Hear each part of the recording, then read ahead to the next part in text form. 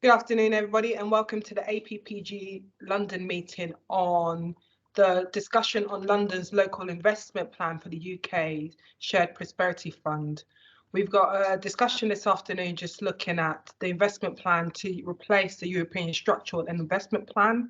And the plans were published back in April, and London was allocated 144 million from 2022 to 2025 to invest in three key priorities: communities in place, support for local businesses, and people and skills. I'm going to hand over to Alex Conway, who's the Assistant Director at City Hall, and he'll take us through a short presentation. Over to you, Alex. Thanks very much, Florence. Have we got Mike? Can we get that slide up on the screen? Someone? Do you want me to share it, Alex? Yeah, go on, Diana.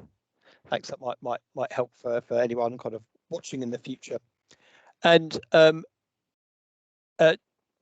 Florence, so I'm Alex Conway. I'm the Assistant Director for Economic Development here at the Greater London Authority, and the GLA has been designated as the lead authority for managing this new fund. Just by way of kind of quick background, it's probably worth saying, there's some, depending on your glass half full, glass half empty kind of approach to life, there's good news and bad news in relation to this programme.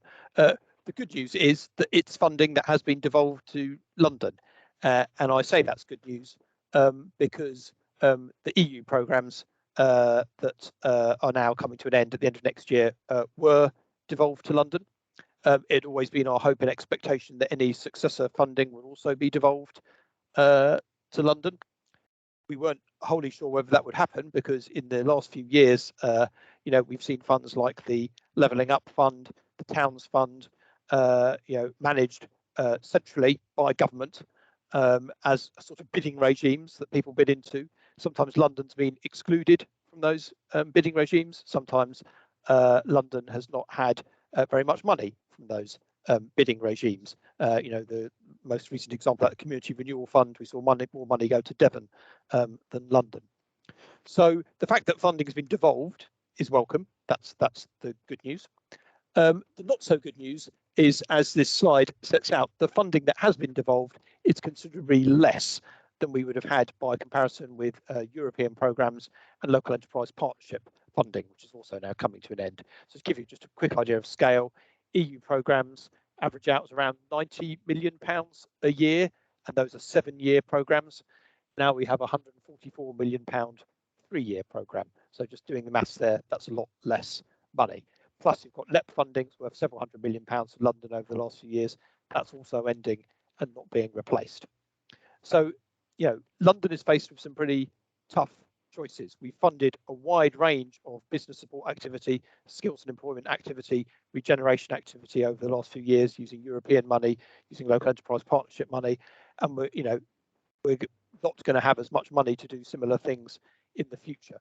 It puts us in quite a different position from some of the other recipients of the UK Shared Prosperity Fund.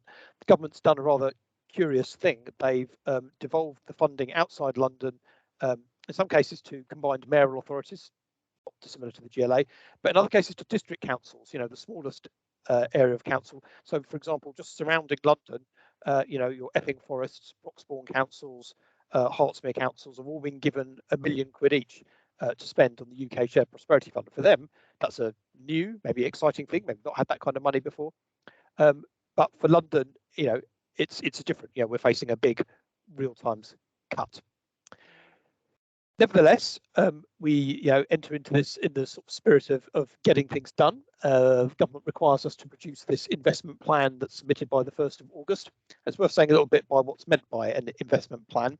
It doesn't mean that you have to identify particular projects.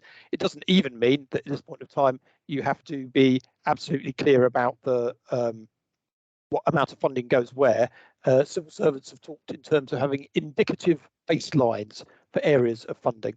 So what we've been doing in partnership with London councils and other stakeholders is thinking about how much funding we might want to allocate to each of those three priorities below, which we'll say a bit more about in a moment, And the good news is, because these things are not necessarily that easy, that in principle, at least, we have an agreement between ourselves at City Hall, between colleagues at the boroughs and the colleagues that attended the London Recovery Board last week about both the relative allocations of those priorities and also how we might spend that money. And one of the things we just want to do today is to discuss that with members of Parliament, because one of the things that the guidance that came out in government from April asked us to do, and also to confirm that we'd done, was to consult all MPs affected. Now, go back to what I was saying earlier, of course, if you're a district council and maybe you've got one MP, you can organise that one consultation pretty easily and then confirm you've done it.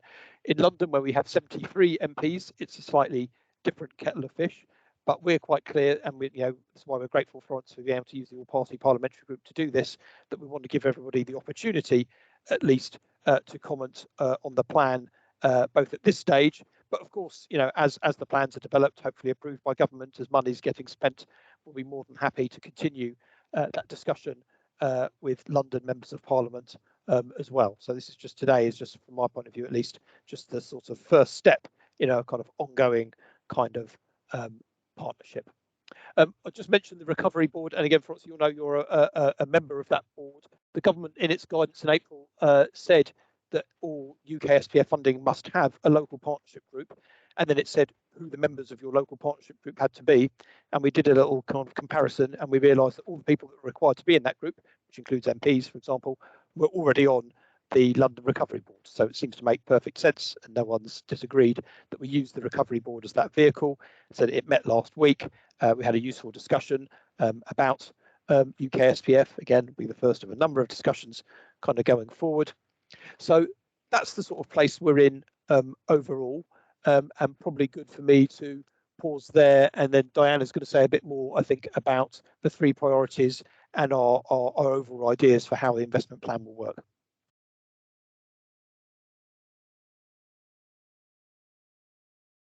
Do you want me to carry on, Florence? Yeah.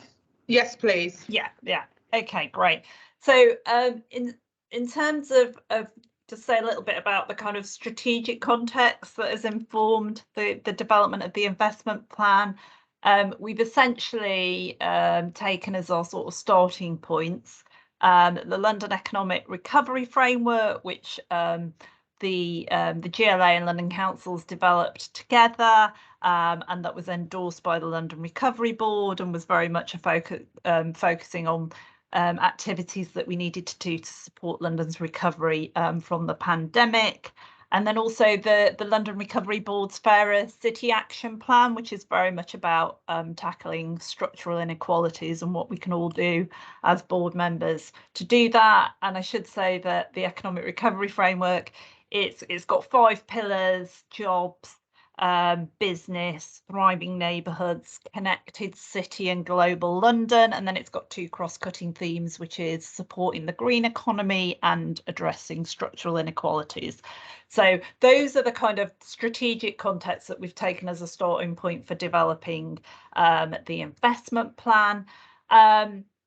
We then looked at the 3 priorities that the government has specified, and it's up to local areas to agree how much money and how much emphasis we put on the different priorities.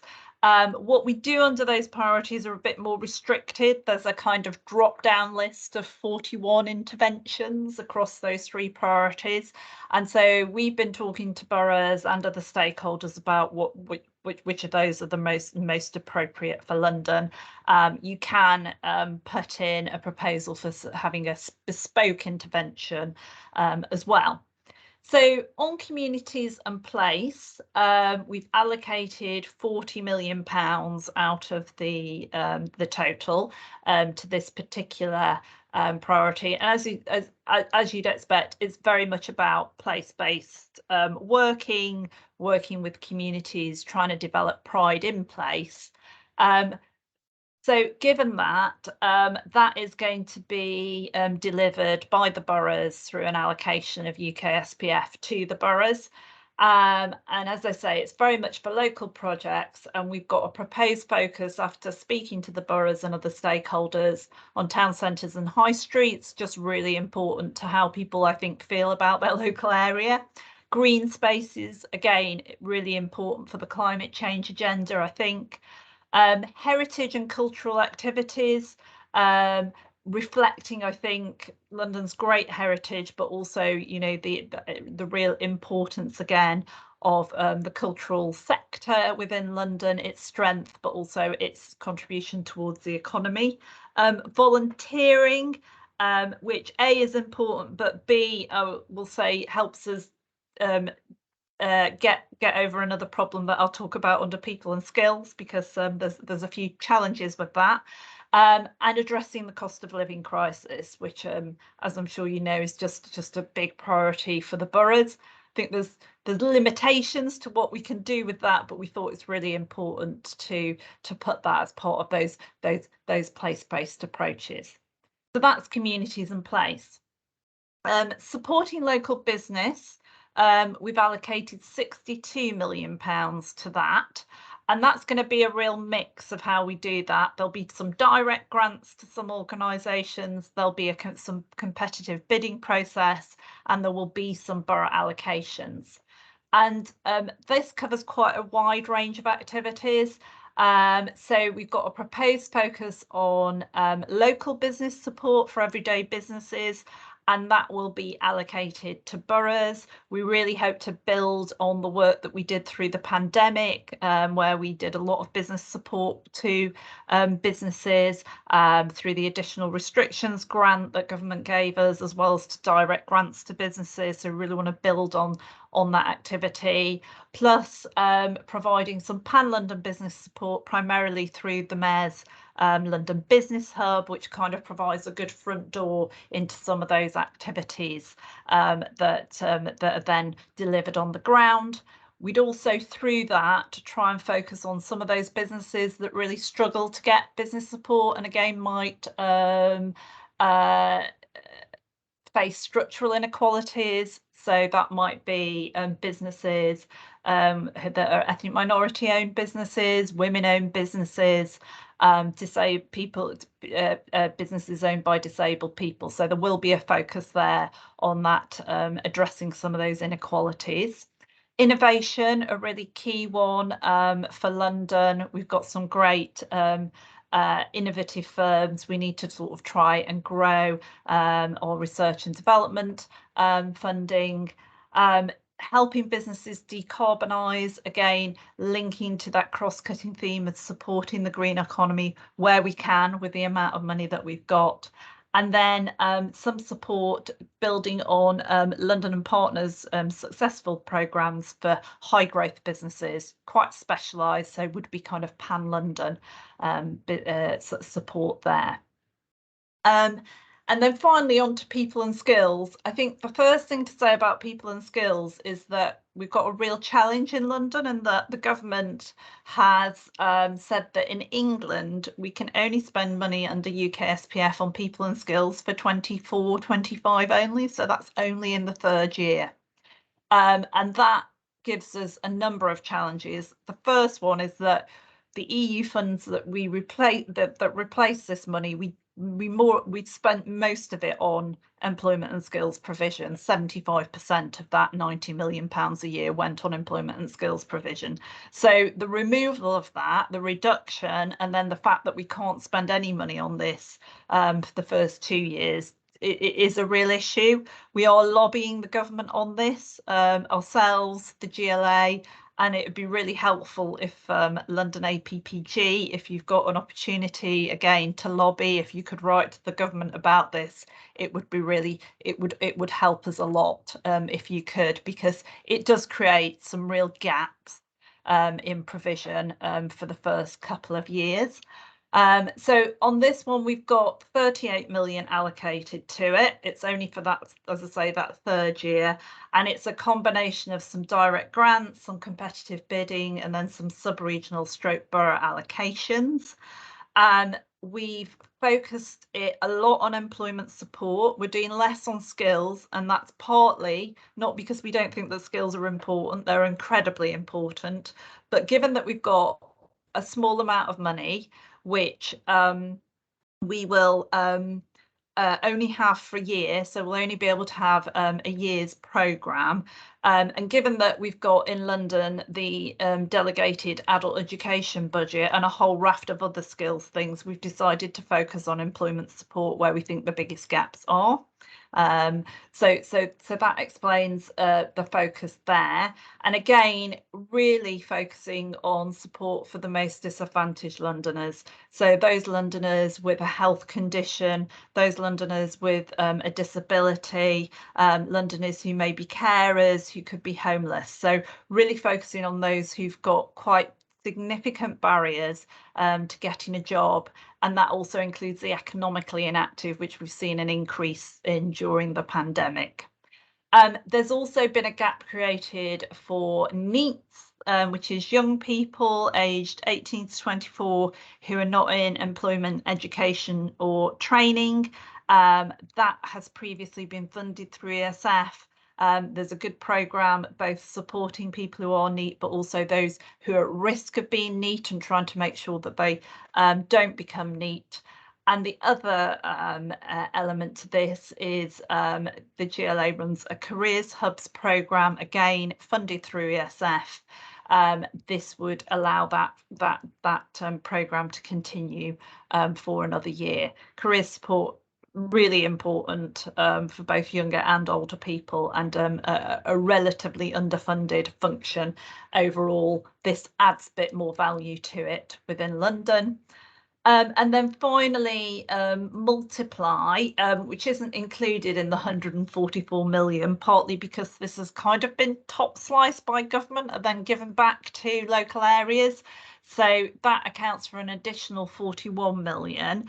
The government has said that it's an adult numeracy programme.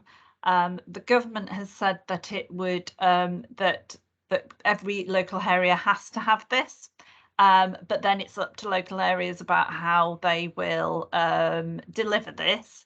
GLA is managing this. It's going to deliver this mainly through adult learning providers that already exist and that they are already in contact with. That includes colleges, the FE sector, independent training providers, and most of the boroughs as well through their adult community learning services. There will be a small amount held back for some competitive bidding, which hopefully will enable some innovative approaches to be tested out to adult numeracy. So that's the investment plan. I did see some questions pop up in the chat, but I couldn't quite see that.